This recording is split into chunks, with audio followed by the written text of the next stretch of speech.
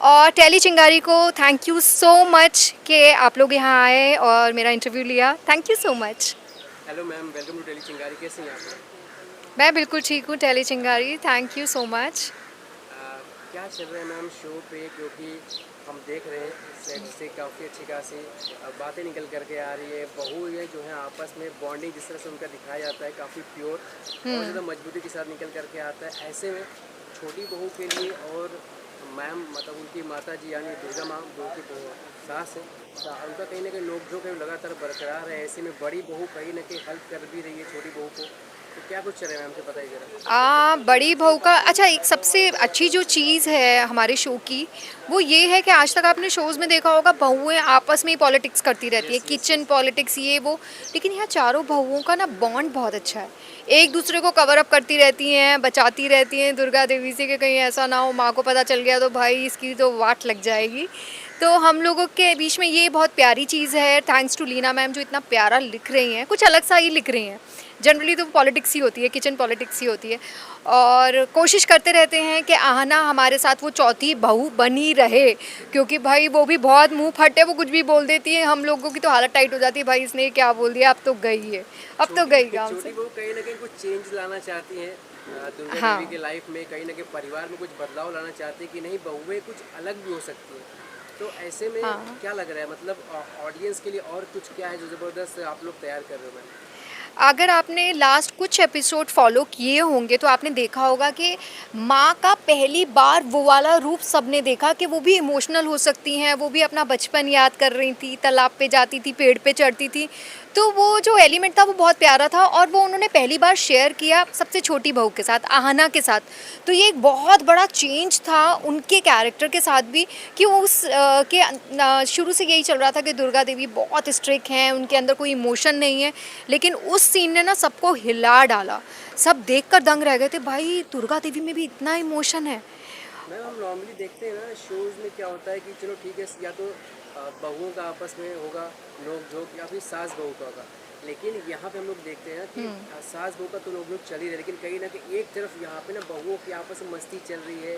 कुछ मजाक बीच में कुछ ना कुछ हो जा रहा है, हल्की फुल्की कॉमेडी भी हम लोग कहीं ना कहीं फील कर पा रहे हैं। और ये चीज़ें ना ऑडियंस कनेक्ट कर पा रही है। आपके हिसाब से क्या लग रहा है, क्या वो यूएसबी आपके शो की है जो कनेक्ट कर गई ऑडियंस से? क्योंकि दंगल पे ऐसे नॉर्मली देखा नहीं जाता है कि कोई फैमिली ड्रामा कोई मूवी आई एंड उसमें कुछ ऐसा यूनिक कॉन्सेप्ट निकल कर के और उसको ऑडियंस ने इतने जल्दी पकड़ लिया, ऐसा होता नहीं मैम। तो हाँ, आपको ये क्या लग तो रहा है? थैंक्स टू गॉड कि ये इतना अच्छा रिस्पांस हमें मिल रहा है, ऑडियंस से इतना प्यार मिल रहा है।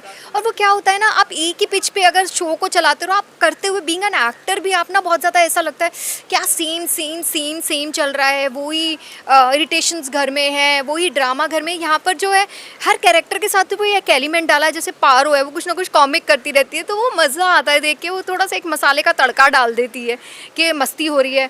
अब बेचारी सुहाना उसकी आहना की सुहागरात नहीं हो पा रही थी, तो सारी बहुएं लगी हुई थी कि भाई किसी तरह कुछ करें, निकालें इसको माँ के चंगुल से बाहर और ये भी अपनी लाइफ जिए और देवर जी भी लाइफ शुरू करें अपनी।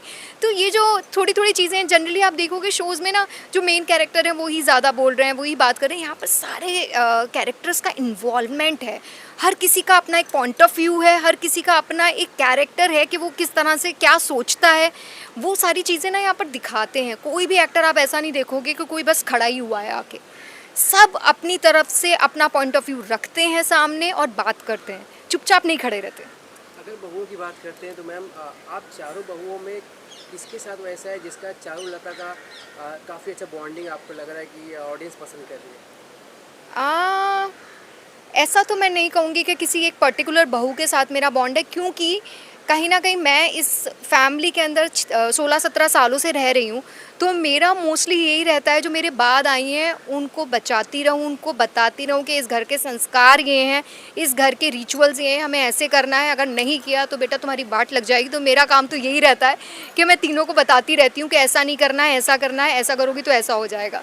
तो मेरा सबके साथ एक अलग ही इक्वेशन है। और आहना के साथ भी बहुत प्यारे प्यारे मेरे सीन्स आए हैं जिसमें मैं उसको बता रही हूँ, समझा रही हूँ, बीइंग अ बड़ी बहू, कि बेटा ऐसे नहीं करते हैं, ऐसे करते हैं। तो अच्छा है, मुझे तो I am liking my character a lot. आपको क्या लगता है मैम, जो शो दिखा रहा है क्या रियल लाइफ में ऐसा होता है? बहुएं आपस में एक्चुअली में इनकी इतनी जमती है, और क्या इस शो से उनको कुछ मैसेज जा रहा है अगर जिनके घर में ऐसे कुछ प्रॉब्लम्स होते हैं? मुझे लगता है जमती भी है, ये डिपेंड करता है person to person, family to family. जैसे मैं खुद मैरिड हूँ और मेरी मेरी देवरानी से बहुत जमती है। जब हम मिलते हैं तो हम बहुत मस्ती करते हैं। तो ऐसा नहीं है कि जमती नहीं है। एक वो सीरियल्स में दिखाते ही ऐसा है ना कि जमती नहीं है भाई। देवरानी जेठानी है तो वो लड़ेंगी, क्या उनकी किचन कुछ पॉलिटिक्स होगी, प्लानिंग चालू है? प्लानिंग प्लॉटिंग्स, ये सब चलता रहता है। लेकिन हमारा शो थोड़ा डिफरेंट है और यही चीज़ इसको डिफरेंट बनाती है। ज़रूरी नहीं है कि वो जो दिखाते आ रहे हैं इतने सालों से वो ही एक परिपाटी चली आ रही है कि वो बहुएं जो हैं देवरानी जेठानियाँ वो आपस में लड़ेंगी। ऐसा नहीं होता है जनरली। ऑडियंस को क्या कहेंगे? क्या ऑडियंस ऐसा कुछ एक्सपेक्टेशन रख सकती है कि आगे चल करके शायद हो सकता है बहुओं की आपस में हल्की फुल्की कहीं से कुछ चिंगारी लगे, कुछ प्रॉब्लम्स क्रिएट हो, आपस में मिसअंडरस्टैंडिंग हो, और वहाँ पे फिर मसाला मिले ऑडियंस को? ऐसा कुछ हो सकता है आपको लगता है, या फिर जिस तरह से फिलहाल ट्रैक चल रहा है इसी में कुछ किया जाएगा एक्सपेरिमेंट? फ़िलहाल तो मैं ऐसा कुछ भी नहीं देख पा रही हूँ, जितना मैं समझ रही हूँ। और हमें ऑनेस्टली स्पीकिंग आगे की स्टोरी का कुछ आइडिया होता भी नहीं है। जितना मैं देख पा रही हूँ अभी सामने कुछ ऐसा दिख नहीं रहा है कि हमारी आपस में कोई प्रॉब्लम होगी। प्रॉब्लम्स क्रिएट हो सकती हैं, हस्बैंड्स के साथ हो सकती हैं। जैसे पोल्टू उतने उल्टे काम करता है तो हो सकता है पारो और पोल्टू का कुछ पंगा हो जाए, और वो बाहर से आया हुआ है, उसका क्या होने वाला है। बहुत सारे सवाल हमारे भी मन में है कि वो रहने वाला है ना। और जैसा मेरे हस्बैंड के साथ बड़ा मतलब इतने पुराने हो गए हैं तो चिल वाइब है, साथ में रह रहे हैं, वो हम उस लाइफ के यूज टू हो गए हैं। हाँ, एक चीज़ ज़रूर है कि कहीं ना कहीं चारू के मन में ये तो है कि आहना जैसी ज़िंदगी जी रही है, मेरी बेटी को भी वो खुलापन मिले, वो अपने सपने पूरे करे, वो भी आगे बढ़े लाइफ में, जो इस फैमिली में रहते हुए शायद पॉसिबल नहीं है। और आहना के आने के बाद उसको ये पॉसिबल लग रहा है होता थोड़ा थोड़ा कि अब मैं भी अपनी बेटी के लिए कुछ करूं, आवाज़ उठाऊं। जैसे उसने डांस कंपटीशन में गई वो, और हम सब ने प्रेज़ किया, और पापा भी आए, उसके मम्मी भी आई, उसकी पूरी फैमिली ने देखा। तो ये एक बहुत बड़ा चेंज था जो आहना लेकर आई। ओके मैम, फैंस के लिए क्या कहेंगे? कुछ सरप्राइजेस जो आपको लग रहा है कि उनको मिलने वाला है? सरप्राइज़ तो भाई हमें भी मिलता है शो में, हमें खुद भी नहीं पता होता, ऑनेस्टली नहीं पता होता। अभी नहीं पता कि जो पुलिस आई है आहना के साथ क्या होने वाला है, कहीं वो पकड़ी जाएगी, क्या होगा, क्योंकि बहुत बुरी तरह जाल बिछाया हुआ है पोल्टू ने उसको फंसाने के लिए। तो हम लोग तो बस यही प्रेयर कर रहे हैं कि ऐसा कुछ ना हो, वो वापस आए और सुख शांति से यहीं पर अपनी लाइफ को शुरू करे। और ऑडियंस के लिए मैसेज ये है कि इतना ही प्यार देते रहिए और देखते रहिए हमारा शो बड़े घर की छोटी बहू।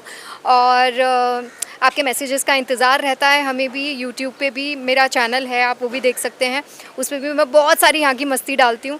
तो आप देखेंगे, अपना प्यार अपने देंगे। चैनल का नाम बता दीजिए। स्टाइल बाय रिट्स, रितु चौहान के नाम से ही है मेरा चैनल, वो आप देख सकते हैं। उस पर मैं डेली की मस्तियाँ बहुत सारी डालती हूँ, वो आप देख सकते हो।